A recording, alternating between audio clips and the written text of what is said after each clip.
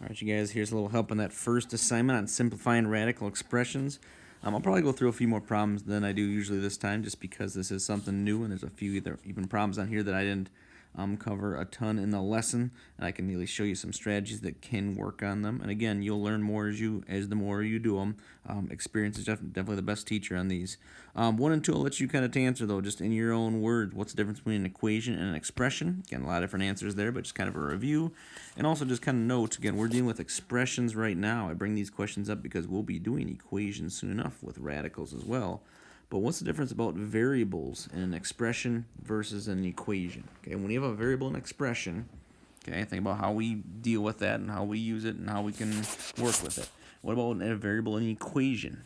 Okay, what's the difference? There's kind of a big difference between what we do and what our goal is. Think about that in terms of each of these types of problems, okay, especially when it comes to variables involved with them. So consider that and then try to, again, come up with an answer in your own words, okay?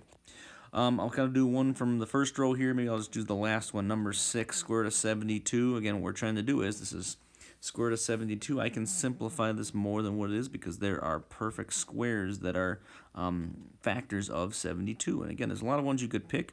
I'm going to do it maybe even the wrong way here to start. You could think, oh, I can factor this into the square root of 9 times the square root of 8. And really not that this is wrong, but there's just another combination you could have picked. But let me start here, just to show you that it doesn't really matter. If you did 9 and 8, okay, that's good. You would say, oh, this is the square root of square root of 9 is 3, so this really is the square root of 3, I should say, times the square root of 8. But square root of 8 can be broken down even more yet, okay? The 3 goes down to the next line as well, and square root of 8 can be the square root of 4 times the square root of 2. I can break it apart into. Sorry, my numbers aren't very good, you guys, as you're used to from the past, okay? Square root of 2. So I can break down the square root of 8 into the square root of 4 times the square root of 2. And the square root of 4 is 2. And so now I got to multiply 3 and 2 because those are outside the square roots. I've done those. And I get 6 square root of 2 when I'm all done, okay? That also tells you, when you look at that, the fact that I had to break it apart a couple times, maybe that there was a better combination. So just learning a little bit from this, square root of 72 could also have been square root of 36 times 2. Because square root of 36 is 6, and that could have got us right to the answer as well, okay? So again, but realize, many routes to the answer. If you did this, great. If you did this, great. Doesn't matter. You can still get down to the final simple answer, okay? The simplest answer. Good. Looking at that next row, maybe I'll just keep on the very right side here. I'll do this 32m to the 5th, the square root of that expression, okay? Again, when you're doing these, you guys, think about the number by itself. Maybe deal with this, 32. How can I break that apart? And then deal with the variable part by itself. How can I break that apart? Okay, so maybe just kind of bring in the 32 over here. What are factors I could break that into? I'm going to do 16 and 2 because I think that's one. Those are perfect square factors, so that's kind of nice. So square root of 16 times the square root of 2 is what that'll break into. And that'll make it nice for me because square root of 16 is 4. Okay.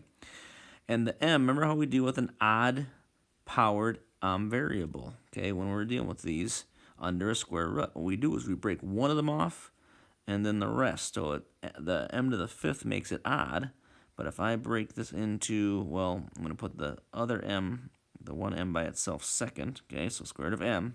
Gosh, that's just not so good. Let me try one more time. I can never write as good on this app. Square root of m. And if I break one of them off, then how many are left? Well, there'd be 4 m to the 4th power under the other square root.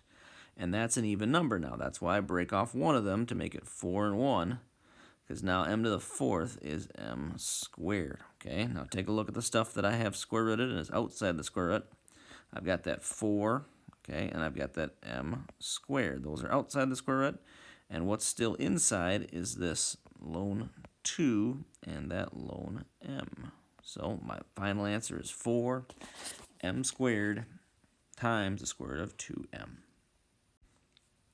Okay, this row 11 might be the toughest row. 11 through 14 might be the toughest just because I didn't talk a ton about this during the lesson. I mentioned it briefly, but square roots, again, are very versatile, you guys. More versatile than you realize, okay?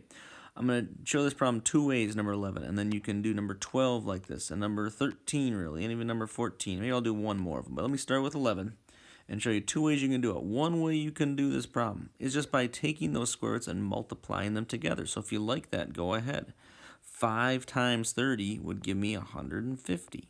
Okay, and then 150 I'd have to break apart. Square root of 150 could be, and I'll pick out the nicest ones right away, which is I think 25 and 6. Okay, because square root of 25 is 5.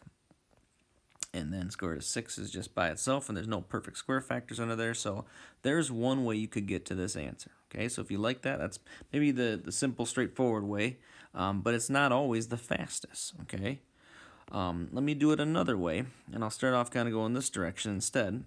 And what I'm going to do is I'm going to keep that square root of 5 what it is, but square root of 30, I'm going to break it apart like we've talked about, but I'm not going to break it apart into perfect squares. I'm actually going to break it apart into 5 and 6. Okay, so 30 breaks into the square root of 5 times the square root of 6, right? Those are factors of 30.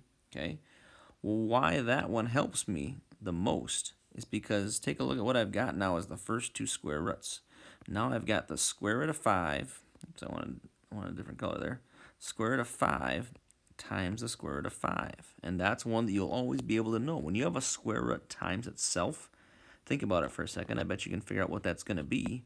Even in this case, it's square root of 5 times square root of 5. Well, that would be the square root of 25, right? Which is just 5. So anytime you've got a square root times itself, it's going to just give you that number. It's going to give you 5. So then I can write 5 and square root of 6, okay, which is the same answer we found the first time. So notice both ways worked. Sometimes people like to do this, to just multiply everything together, get it under one square root, and then break it apart. That totally works fine, okay? Otherwise, though, sometimes you'll see little tricks or little ways that you can say, oh, I see, using kind of your number sense, 5 is the number under the square root here, and then 30 has a factor that's also 5. So both of those were under the square root, so I could simplify it from there too, okay?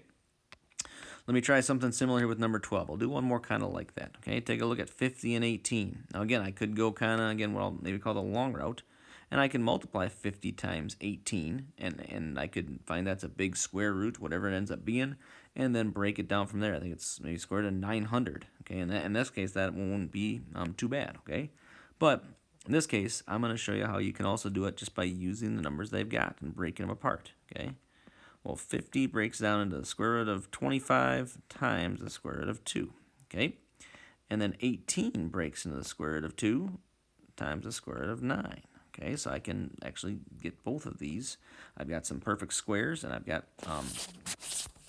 some two square roots that are actually the same thing, right? So square root of 25 is 5, square root of 9 is 3, and square root of 2 times square root of 2 is 2. So I'll be able to multiply all these together. 5 times 2 times 3 is what I'll end up getting, which ends up being 30. Okay, and like I mentioned earlier, though, 50 times 18 would have been 900. And then you could have said, if you knew offhand, the square root of 900, or you could have broken it apart, but you would eventually got to 30 as well. So just showing you a couple ways you can do it. And just look for some of those things as you're looking through them. Worst case scenario, though, just multiply. If you're not sure about it, you don't see any kind of pattern, anything you can pick out right away, like we did here, or any factors that are going to link up, well, then just multiply them together, and that's totally fine too. I'm going to do that on this one here, number 13. Again, I'm going to continue down this road just because these are, again, a little different, and they take a little thinking, a little experience, a little doing. This time, I'm just going to multiply both of these square roots together. Square root of 14x times square root of 2x. I could just say that is the square root of 28x squared. Okay. And why I like that is because now I can break 28 into the square root of 4 times the square root of 7. Okay. And there I've got a perfect square. And then I've also got the square root of x squared, the variable part, and that I can square root. Square root of 4 is 2. Square root of x squared is just x. The 7 will have to stay the way it is, but I do get 2x times the square root of 7 when I'm done. Okay? So again, there's a bunch of help on those. I'll leave 14 to you. You can choose to put it all together right away or kind of break it apart and then look for common factors. But I've done 3 from that row. That should be at least somewhat of a help there. I'll do just a couple more on the back side as well. Take a look at maybe like number 15 we'll start with here. I'll do a couple of these. Again, this one, same idea as the ones we were just looking at, but maybe a little more even with the variables that are involved, okay? This one's already got a 2 outside the square root, so nothing to do there. Again, you can write these separate if you want, okay? A to the 4th. I wouldn't require that, though. I mean, if you can kind of see that it's just 2 different variables and you're just going to deal with each one separately, that's fine with me, too, okay?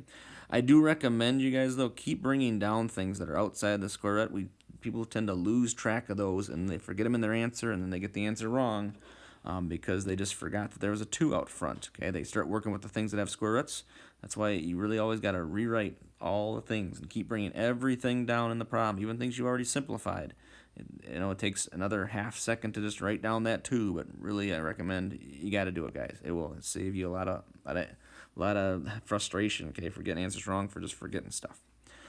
Okay, so take a look at this one. Okay, the a to the 4th I can take care of. That's just a squared. Okay, so I've gotten that one. And I think I'm just going to rewrite what I've got right now, and then I'll talk about the b in a second.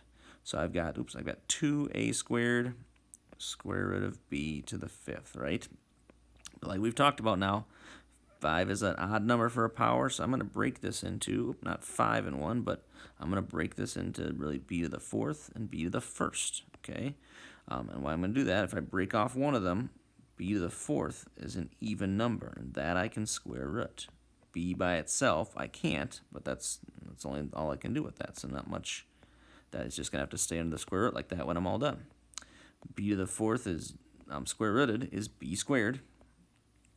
And so now all outside the radical there, I've got 2a squared b squared square root of b is the only thing left under the radical.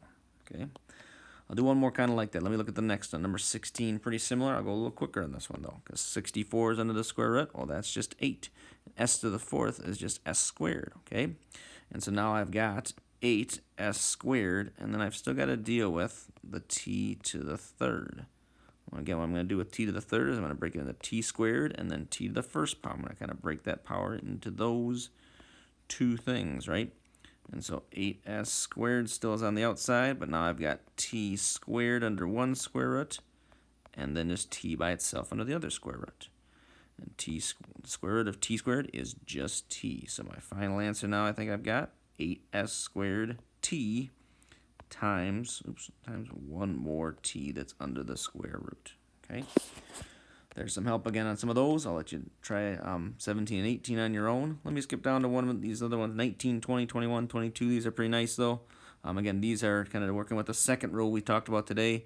If you got the square root of a fraction, you can really just break that apart into the square root of the top and the square root of the bottom separately. And square root of 4 is 2. Square root of 49 is 7. So that one just becomes 2 over 7. You can break all of those apart and work with them from there. Okay, and the bottom ones I think that you can also figure out, but if you still need some help, email or Zoom me, you guys, okay? All right, do the best you can. You will get better, I promise, okay? Keep working through it.